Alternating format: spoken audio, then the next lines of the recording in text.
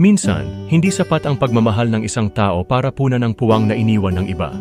Hindi kasalanan ang magmahal ng buo, ngunit hindi rin kasalanan ang hindi makapantay sa isang pag-ibig na nauna ng itinaga sa puso. Sa inyo na minahal, ngunit hindi kayang mahalin pabalik, salamat sa katotohanan. Salamat sa hindi pagpapanggap, sa hindi pagbibigay ng huwad na pag-asa.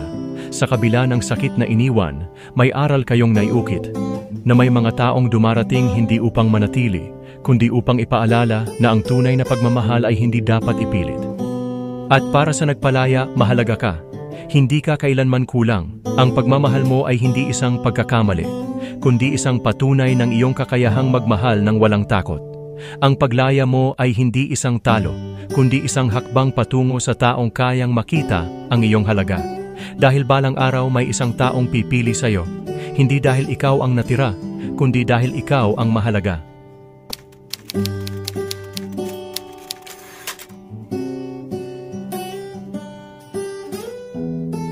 Tumingin ka sa akin, saglit lang.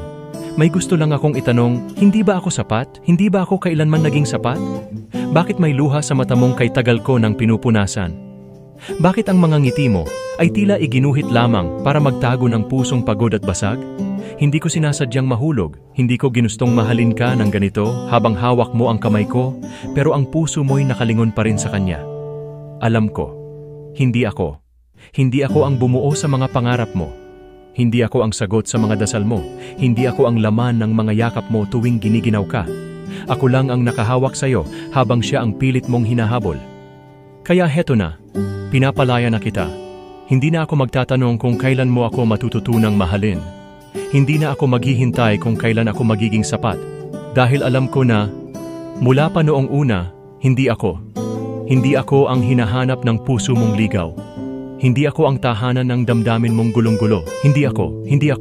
At hindi ako kailanman naging ako. Kaya't sa huling pagkakataon, tatawagin kitang mahal, pero bibitawan na rin kita.